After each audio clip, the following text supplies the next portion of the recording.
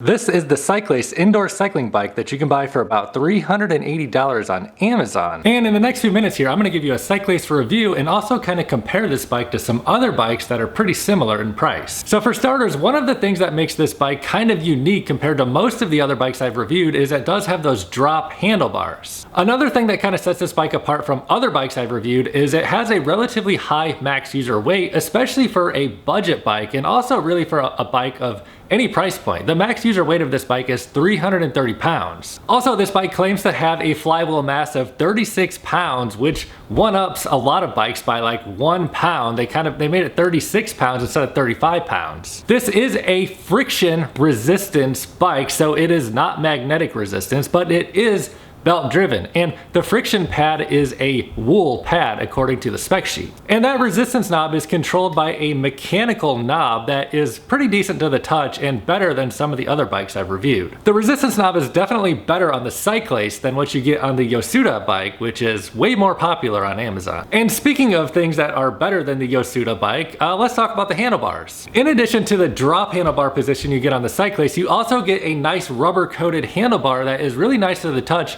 and a lot better than the soft and squishy spongy kind of material you get on like the Yosuda and a lot of other budget bikes. And also, speaking of the handlebar area, you also get a standard tablet holder rather than the flimsy plastic tablet holder that a lot of other budget bikes have. So that's kind of a basic rundown of this bike, and we'll go through the pros and cons of this bike and how it compares to other similarly priced bikes in just a moment. But first, let me show you around. The very first thing, and probably the least significant thing I want to show you about this bike, is the mobility wheels on the front. They are actually a pretty good quality, but the thing that I noticed right away when I bought this bike is they are very closely placed together. And the only reason I noticed is because when I was moving it around, the whole thing just kind of like will wobble and tip, you know, like. Anyway, moot point, but you know, something I noticed, so I thought I would tell you. Taking a look at the flywheel here, it is listed at 36 pounds, which I find kind of funny. You know, they just had to one up some of these other bikes that have a 35 pound flywheel. Taking a peek at the resistance pad down here, it is listed as a pure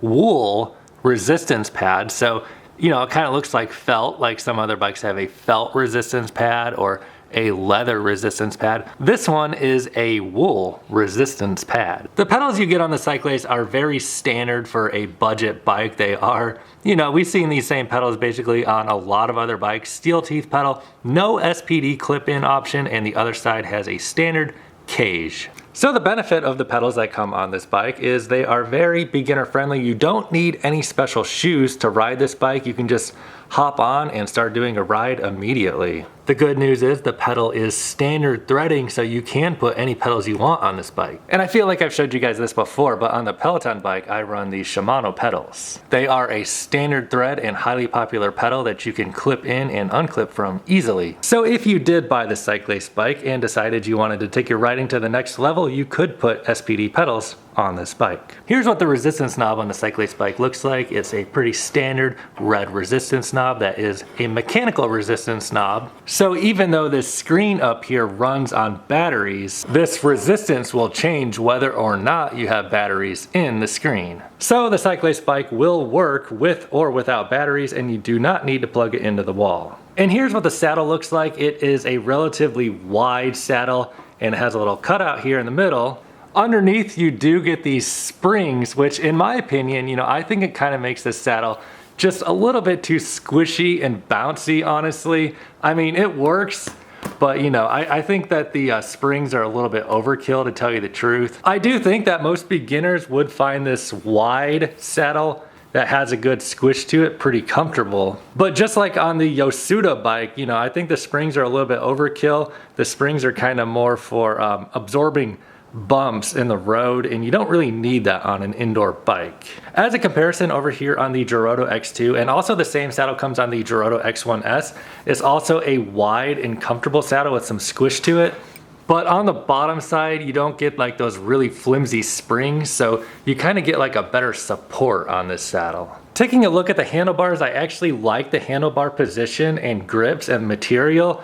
It is a standard rubberized kind of material feel, And they are nice. There's good like a flat hand position here that goes flat across this way. The handlebars also sit flat across this way. And looking at them from this angle, you get a nice long position here to grab onto and a great upward facing position 3 for riding out of the saddle. And the most unique thing about these handlebars is you get drops. So like, you know, like a road bike outside, this is actually pretty neat. And the drop handlebars kind of flare out a little bit at a slight angle out, which is kind of more in line with what you see on modern road bike and gravel bikes. So I actually really do like the drops on this bike. You know, speaking of drop handlebars, I kind of wonder why like more bikes like the Peloton Bike Plus and, you know, like the Nordic Track S22i don't have them, because I mean, you know, it's just like right there. It's not like it'd be something that would be like in the way or something. Like, I don't see any reason why not to put them on more bikes. I mean, I guess one of the big reasons of using drops is to get more aerodynamic, more tucked down.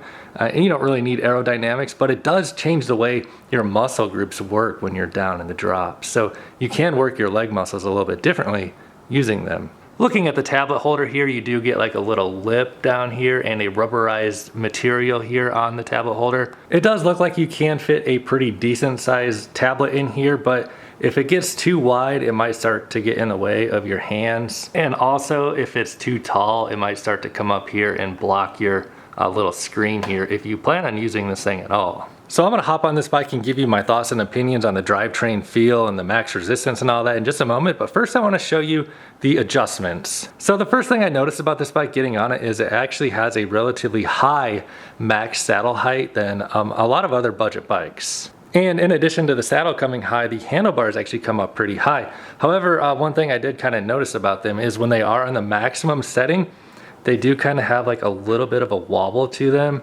It's not like real bad, but it does have a slight wobble. The saddle has 9 levels of adjustment. It goes 7 and then stop. And as we can see here, you do not get micro adjustments. Actually, the holes are spaced relatively far apart on this bike. So, you know, you're not gonna really get micro adjustments.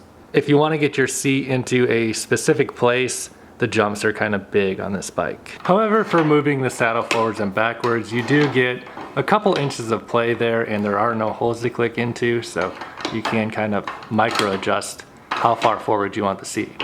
And that forward and backward seat adjustment is actually pretty important, because when you're riding this bike, you wanna make sure you have your knee over the ball of your foot when the pedal is in the forward position here. Up here on the front of the bike, you get 5 levels of adjustment for raising and lowering the handlebars, and also the jumps are pretty big in between adjustment levels. The CYCLACE does not have the ability to move the handlebars forwards and backwards. They are locked into place. So this is a 3-way adjustable bike. As comparison over here on the Giroto X2, you see you get micro adjustments. There is no hole to click into for raising and lowering these handlebars, as well as you also get the ability to move the handlebars forwards and backwards. What this means is the bike will fit a rider of a very short height or a very tall height better. It can just make a more comfortable ride when you can get the handlebars to where you want them in terms of forwards and backwards. According to the Amazon listing, the minimum height for the CYCLACE bike is 5'1", and the maximum height is 6'5", which I just happen to be.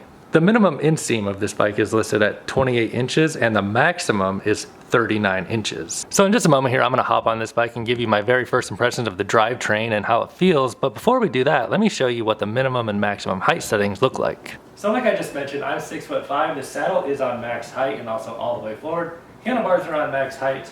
I feel like I actually do fit this bike, whereas some budget-friendly bikes I feel like I'm too tall on. But on this bike, I do feel like I get the proper leg extension at 6'5" to ride this thing. And here's what everything looks like on its minimum settings. Obviously, this looks pretty ridiculous. I do feel like some of the other bikes I've reviewed, the saddle does come a little bit lower. Also, what I'm noticing here is possibly the reach on this bike for a short person could be maybe a little bit longer than what you would want it to be. So like I was mentioning before, that 4-way adjustability, the ability to move the handlebars forwards and backwards, I could see how that would be beneficial for this bike on the minimum settings. So the saddle is all the way forward, everything's on its minimum settings, and the reach here from the front of the saddle to the front of the handlebars is 18.5 inches. Oh, I almost forgot to show you guys this screen. So here's the screen that comes on the bike. It gives you very, very basic metrics. So you do not get like cadence or resistance numbers on this bike. On the Gerotto X1S, you actually do get cadence listed on the basic screen. But on this bike, what you get is time, speed in miles an hour, distance, calories, odometer, and then you can scan between the modes. Now, in terms of accuracy for these metrics, I would not really think that they're extremely accurate, honestly, but I don't know, they very well could be. But it is some very, very basic metrics you can use if you're like a really beginner level. And maybe if you don't necessarily care about, you know, cadence and resistance and power output and tracking every little metric, this does give you just some very, very basic stuff. But as a comparison for you over here on the Gerotto X1S updated, which I do have a review on this bike does give you RPM, which is also known as cadence. And that is a pretty useful metric if you plan on doing like Peloton digital app or following some sort of classes. Instructors are going to be calling out cadence in particular. So it is a useful metric to know. Honestly though, it's not the end of the world if you don't have cadence built into the bike directly, because what a lot of people do is they install this Wahoo cadence sensor. It's just like a little pod. You put it on the crank arm down here, and then you can hook up your own app and it'll give you your cadence readout directly from this device. I'll put a link to the Wahoo cadence sensor down below the video, as well as a link over to the Gerotto X1S if you want to check out how that cadence sensor works. Okay, so now what I'm going to do is just kind of ride the CYCLACE bike and share my thoughts and opinions with it as I kind of just check it out, you know, and experience it for myself. So like I was mentioning before, the handlebars on max settings do have a little bit of a wobble to them. Not a big deal, honestly, just kind of something I noticed. If it's going to bug you big time, you know, this bike on max settings, so if you're really tall, does have a little bit of a wobble there. And yes, they are completely tightened up as much as I can tighten it. So riding position wise, it's fine, you know. I like the riding position of this bike. It's kind of in the middle of the road where I'm at on my height. You know, it's not like a super upright, relaxed geometry like the Renfo bike is back there, for example. And it's also not super aggressive like some of the Proform bikes are. So in the position one here, you get some nice flat rubber coated grips, which I actually do like the feel of these. They have a good thickness to them. And then you can drop down, you know, into the drops if you want to get in that more aggressive road bike style riding position. And then you get position 2 and position 3 for on the saddle. In terms of pedals, you know, I don't love the pedals that come on this bike, but they work. They're definitely beginner friendly. As you can see, I don't have any special shoes on to ride this bike. I don't have to clip in, but I can replace the pedals if I want to. So here on minimum resistance, you know, flywheel just kind of turns over freely. No resistance to speak of really there. Don't do this at home, it's dangerous. Then you can press the brake pad in there to kind of stop the flywheel from turning over. And then you can start adding on resistance here with the mechanical resistance knob. The mechanical resistance knob does have, like, you know, you can tell it's not like the highest quality piece of machinery on this bike. Feels like a little bit dry and kind of like the screw is just kind of rubbing a little bit. But it works, you know, it makes a little bit of noise, totally fine. As the pure wool pad begins to touch the flywheel, you can hear a little bit of a noise start to happen. I don't feel a change in resistance quite yet. The wool pad is actually relatively thick compared to some of the other friction resistance pads I've seen on other bikes. And it is kind of long as well.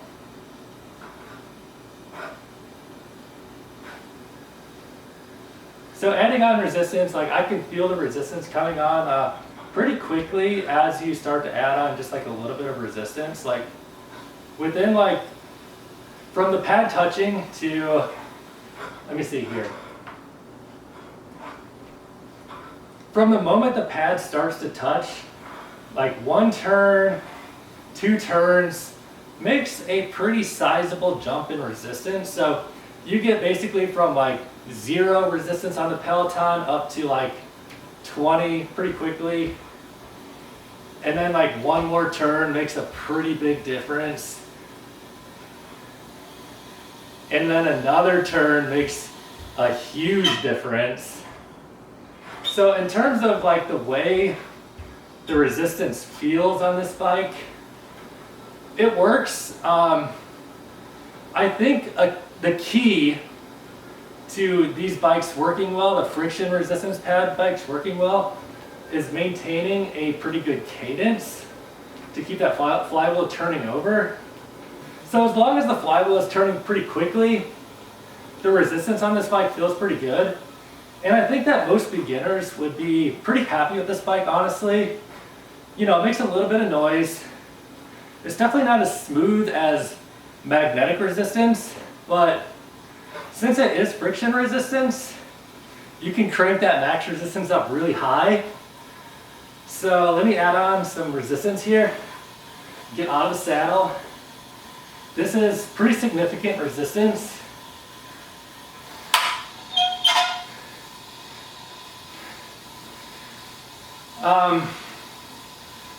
So this bike kind of has the same issue that a lot of friction resistance bikes have towards the maximum end.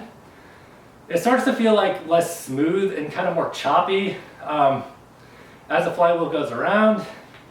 I don't know exactly why that is, but you know, towards the maximum end of the spectrum, it just feels like less smooth. In like the medium to low resistance ranges, it actually feels like pretty smooth and good. I would say once you get this bike up to about resistance of what 50 or 60 on the Peloton would be, that's when it starts feeling kind of more choppy. Like you have to keep the flywheel turning over fast for it to feel smooth. But as you add on more and more resistance, that's harder and harder to do. So eventually you add on more and more resistance and it gets choppy, and then you get stuck. And like if it's stuck with pedals like this, you can't move that.